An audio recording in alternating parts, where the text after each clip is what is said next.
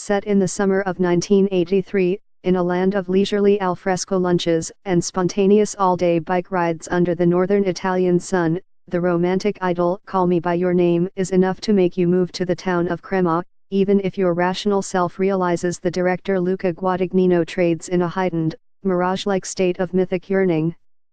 The swoony atmosphere is familiar from his earlier films, particularly I Am Love, 2009, in which Tilda Swinton communed with the Italian countryside, a young lover and every sensory pleasure known to Swintonhood.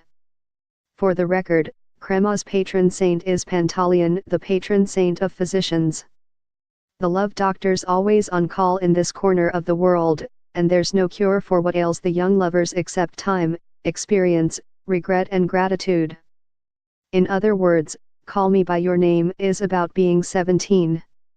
Timothy Chalamet, currently on screens as the blithely self-absorbed charmer advocating for unspecial sex in Lady Bird, stars as Elio Perlman, the son of an American antiquities and archaeology professor, Michael Stuhlbarg. Each summer, for 6 weeks, Professor Perlman and his wife, Anela, Amira Kassar, host a visiting graduate student to help with research. By popular consensus, this year's recruit, Oliver, played by Armie Hammer, rates as a standout, suggesting a Greek statue in shorts as well as a sexually ambiguous object of desire.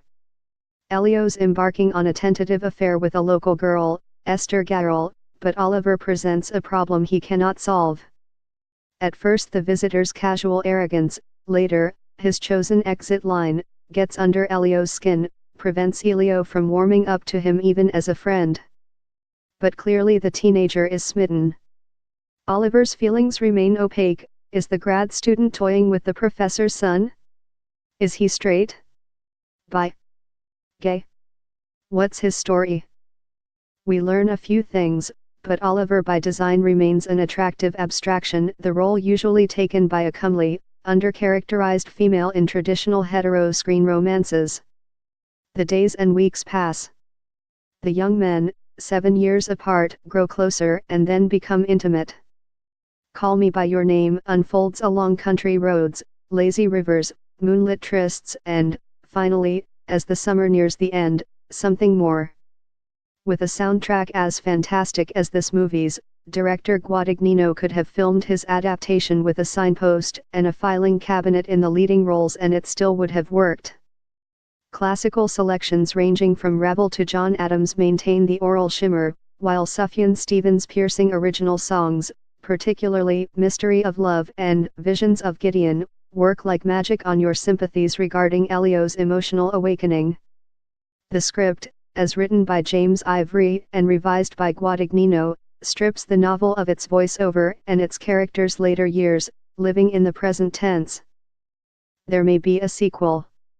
Ivory has complained about the director's decision to keep the nudity discreet and occasional, as opposed to more frequent and full frontal.